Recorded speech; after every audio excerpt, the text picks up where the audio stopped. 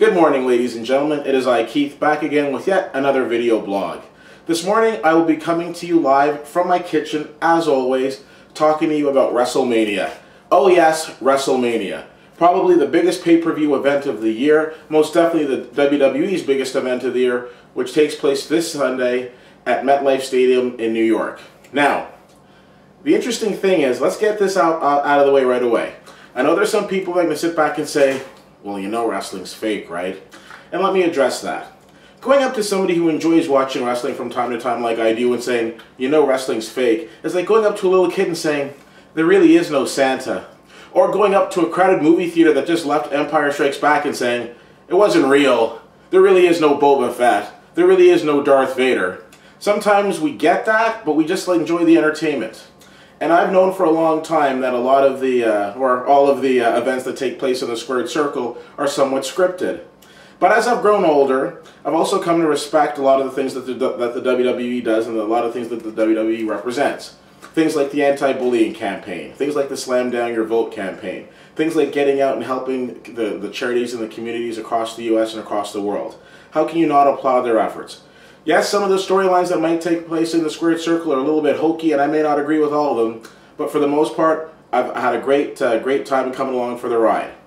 Now, this is an exciting thing, because this kitchen in a few days will be hopping, as we'll be having a lot of finger foods and a lot of hors d'oeuvres going, because I will be, again, hosting a Wrestlemania party.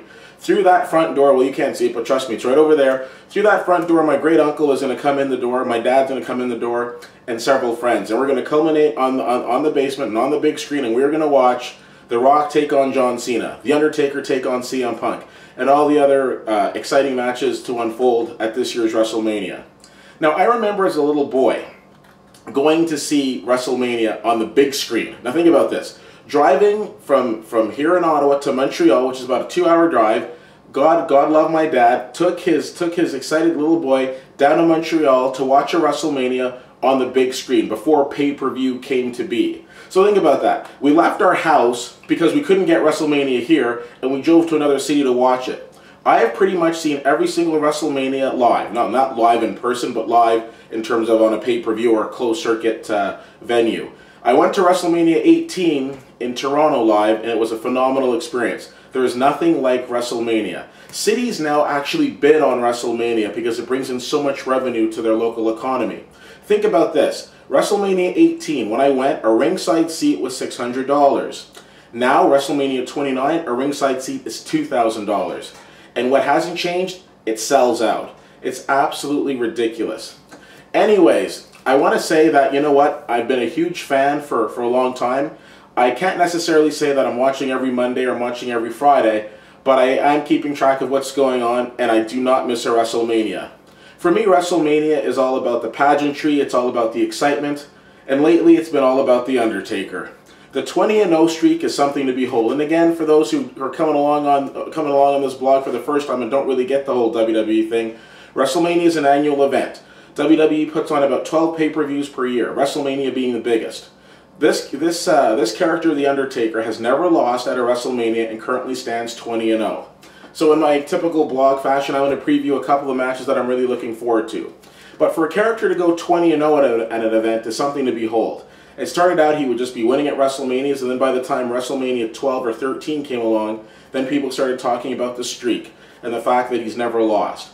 The WrestleMania undefeated streak is probably even bigger than the WWE title match itself. So let's take a step back and talk a little bit about WrestleMania. The very first WrestleMania took place in Madison Square Gardens, where Vince McMahon pretty much took his chips, pushed it to the front of the table, and put everything on WrestleMania, and it was a resounding success. WrestleMania 1 and 2 were fantastic events. 3 blew attendance records by having over 93,000 people in the Pontiac Silverdome. WrestleMania 4 or 5 came along in Trump Plaza, and next thing you know, WrestleMania 6 was in Skydome, having over I believe 60,000 people in attendance. This event went from going into arenas and selling out about 15 to 20,000 to now it's in stadiums, and you're getting capacities of 70 and 80,000 people coming in to see these live events. So, as much as people might want to say, oh, it's not real and all this, well, clearly there's still millions upon millions of people, you know, drinking the Kool-Aid because it's still going strong. I've said before, and I will say again, Vince McMahon is a pay-per-view genius. Nobody knows how to create hype like Vince McMahon. Dana White, and I respect Dana White and what he's doing in the UFC, is clearly stealing, and I said it, stealing a page from the Vince McMahon playbook, because if you look at a lot of what's going on with the UFC events, it's building up hype, and then we get into the octagon, and then we see that it's fake hype. For example, George St. Pierre's last fight against Diaz. I'm going to do this to you, I'm going to do that to you, I'm going to break you. And don't get me wrong, I love camaraderie at the end, but Diaz's first comment was, oh, I shouldn't have taken this fight. Well, before the fight you were saying you were going to win. George St. Pierre saying, I've been training with better boxers, and then after the fight saying, hey, I had nobody I could prepare this guy, who I could train with to prepare for this guy. And don't get me wrong, love GSP, really enjoy watching the UFC, but again, you cannot deny that the similarities between UFC and WWE are there. Going back to WWE now. So there's so many interesting facets of this business that absolutely fascinate me. Like Triple H. Here's a guy who came into the WWE, very, you know, scrawny little guy. Well, not compared to me, but compared to other wrestlers, a scrawny little guy. And next thing you know, he's like ballooned into this like ridiculous, incredible Hulk type guy. And you know, at first I wasn't really a big fan of the Triple H character. He went through a couple of what would have been, you know, career-ending injuries for most people, came back from them, and seen a complete turn, and seen I guess a maturity, not only in him as a person, but in the character as well. And I was doing a lot of great work behind the scenes as well. That's the really cool thing about this. We look at it on Mondays or Fridays or the pay-per-views, and we think of ourselves of just what goes on in the ring. But this, you know, everything that's going on behind the scenes in terms of running this, you know, multi-million-dollar business absolutely fascinates me. As somebody who came from a marketing background and seeing it in the real world, I don't think you can find a better marketing business and a better business of promoting itself than the WWE. Anyways, all that aside, let's get into this weekend's WrestleMania. There are so many matches, I have no idea how they're going to fill them all in the 4 hours, even with the extra hour of pre-fights, but there are 3 matches that I want to focus on right now. The first match I want to talk about is the rematch from last year, John Cena against The Rock for the WWE title. Now, last year it was called Once in a Lifetime. They're doing it again this year, so I guess they should have called it Here We Go Again. Now, the interesting thing is that no matter what John Cena does, no matter how much community involvement he does, this guy keeps getting booed out of the building. So I'm thinking one of 2 things are going to happen. Well, I'm guaranteeing, I shouldn't say guaranteeing, but I'm putting my chips on John Cena winning the title because I don't see The Rock beating him 2 years in a row. But I do believe that there might very well be a heel turn, which basically means Cena's going to turn into a bad guy. I'm kind of 40% leaning that way, that Cena will turn into a bad guy, but I'm 100% behind Cena winning the title. Because we already know that WrestleMania 3 is going to take place in the Louisiana Superdome next year. We know that that The Rock was at the press conference announcing that, and so was Cena, and so are a couple of the other wrestlers. I think there's a very good chance that we might see Rock Cena 3. And if that's the case, God help us, because with all due respect, let's get some originality there. But nonetheless, I'm definitely gonna go with John Cena winning the title this year. I think The Rock has come back, and you know he beat CM Punk at the Royal Rumble, successfully defended his title at the Elimination Chamber, and he hasn't really had any other fights, and he's back to take on Cena in this. I think The Rock is going to do what he should have done last year, which is do the same thing that Hulk Hogan did for him at WrestleMania 18, which is take the defeat to John Cena and put John Cena over. So we'll see. Now, interesting thing is I've got to give The Rock credit. No other superstar has had the success in terms of going from WWE to film as The Rock has. And a lot of people might want to come down on The Rock's movies, and every actor makes a movie that they wish they could forget about. But a lot of the movies that he's come out with have been really good, and he's obviously a blockbuster star. I think he's got like 4 or 5 movies coming out this year alone, which is absolutely ridiculous. Anyways, so congratulations to The Rock on his success, and congratulations or good luck to the 2 of you on a great match, but I'm definitely predicting John Cena to win this one. Now, the second match at WrestleMania that really intrigues me is the aforementioned Triple H taking on Brock Lesnar. Now, for those UFC fans, you all know that Brock Lesnar was an absolutely huge draw in the UFC. He came in with very minimal MMA training, you know, skyrocketed to the title, had a couple of injuries, had a couple of issues going on, lost the title, and came back to the WWE. Brock Lesnar was an entertaining UFC fighter because as he came through from WWE, he's this big muscular guy. Everybody wanted to see what he was going to do. With all due respect, he's not the most exciting wrestler in the WWE. He is brute force, he is power, he's not takedowns, drop kicks, hip tosses. He is brute force power, which is specifically why this match with Triple H is a no-holds-barred match. It's also interesting that they've added the stipulation of Triple H's career on the line. Now, what makes Brock Lesnar an interesting and appealing character, I think, is the fact that he's got Paul Heyman in his corner. Nobody trash talks as well as Paul Heyman, and he's a very entertaining man to listen to. And I will say that the majority of being successful in the wrestling business is your microphone skills. There have been a lot of wrestlers who have come and gone who've been very good but weren't great on the mic. You look at The Rock. What is the one thing that what people will agree on? He's very charismatic, he's very entertaining. He didn't get that from doing drop kicks, he did that from his mic skills. Stone Cold Steve Austin, his mic skills. Undertaker might even be his lack of words because he doesn't talk a ton, but just whenever you spoke, you listened. If I say, if you're not down with that, I got 2 words for you, you know what the next 2 words are because Triple H and Shawn Michaels have that so embedded in our brains. Now, this is a very interesting match, Triple H and Brock Lesnar.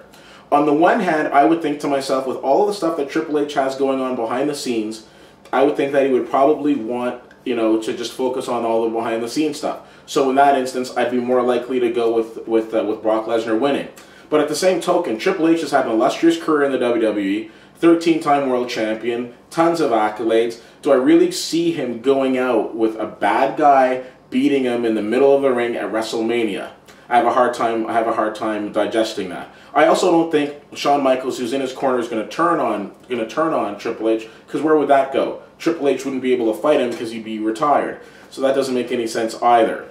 So when you look at the history of WrestleMania matches where people are bowing out and they have those career-ending matches like Randy Savage did at WrestleMania 7, Shawn Michaels did at WrestleMania 26, I believe, and Ric Flair did, they usually end up losing. But the thing of it is that they end up losing, and they're still, they end up losing as good guys. Like, Randy Savage was a bad guy. He kind of turned into a good guy at the end of WrestleMania 7. Shawn Michaels was a good guy, and Ric Flair was a good guy. So this match for me really is a toss-up. If I had to choose somebody to win this match, though, I am going to go with Brock Lesnar for the simple fact that I believe there could be working towards a Brock Lesnar-Undertaker match at WrestleMania 30. I don't exactly know how they're going to pull that off with Triple H losing. Maybe he loses, or maybe he wins and then he just decides to walk away. I'm not really sure.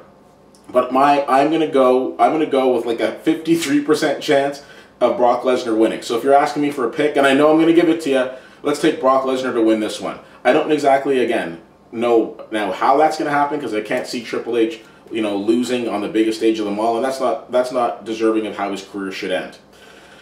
The match that I am most excited for and most looking forward to is CM Punk against The Undertaker. Now, I'm wearing the CM Punk shirt right now. I'll turn and hopefully it's still an angle there. Best in the world is what it says on the back, if I didn't catch that properly, because I'm going tripod today. The reason I'm wearing this shirt is, A, it's the only wrestling shirt that I have, and probably the only one I'd have that fits me, because I think the last one I got was probably when I was a little boy. I'm a huge Undertaker fan, but I also like CM Punk. I know that lately CM Punk's character has turned bad, but let me tell you something. I was at an event in Ottawa here probably about a year and a half ago.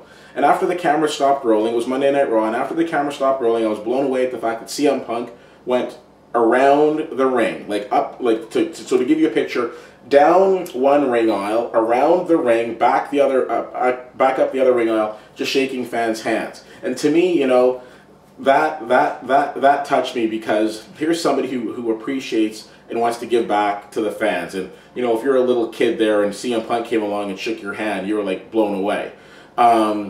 I have said that I'm disappointed that they turned his character into a bad guy, for the simple fact that wouldn't it have been great to see him fight The Rock as a good guy and see which one would have been better? Or wouldn't it have been awesome for him to be fighting The Undertaker this weekend at WrestleMania as a good guy and see who would have gone better? But here's the thing. Controversy sells. By him doing all the despicable things that he's been doing over the last few weeks has gotten people to say, hey, I really want to check this out. By, desecrating the urn and throwing the ashes over The Undertaker and seeing The Undertaker pissed off as he is. Because the last 4 WrestleManias, when you think about it, Undertaker's gone up against good guys. 2 times against Shawn Michaels, 2 times against Triple H. I guess it's about time that he fights a bad guy again. I love CM Punk, and I think that he's a fantastic wrestler. And I was at a point where I was starting to lose a little interest, and then he had his whole pipe bomb incident before the Money in the Bank pay-per-view a couple years ago, and I'm like, wow, this is absolutely a very interesting storyline that I want to get behind. So here I am again, completely enthralled. On the flip side of the coin, you've got The Undertaker. Now let's face it, there have been a couple of matches that Undertaker's gone into at WrestleMania. It's been like, you know, this could be the one that ends the streak. In all honesty, I don't think the streak's in any sort of jeopardy. I think he's going to beat CM Punk cleanly in the middle of the ring. And like I said before, I think it's going to set up a Brock Lesnar-Undertaker match at WrestleMania 30. People have gone back and forth on should the streak end, shouldn't it end. I don't think it should. I think he should ride off into the sunset. I don't think there's a character out there that you need to put over by saying, hey, I'm the guy that ended the streak. Because what's going to happen? That guy can end up leaving the business and going to another organization. No, the streak should always stay intact. I'm 100% behind The Undertaker winning this. I think it is. I don't think it's always a guarantee, but I think this year it definitely is. I'm very excited about WrestleMania. Are you? Let me know. Again, you can follow me at CFL_fan on Twitter. And as always, my Facebook page at facebook.com/WittyWhittier. Thank you for taking the time to watch this vlog. I'm very excited. I've got a couple more sleeps until the craziness of WrestleMania starts. And I'd love to hear from you. Until then, we'll talk to you soon.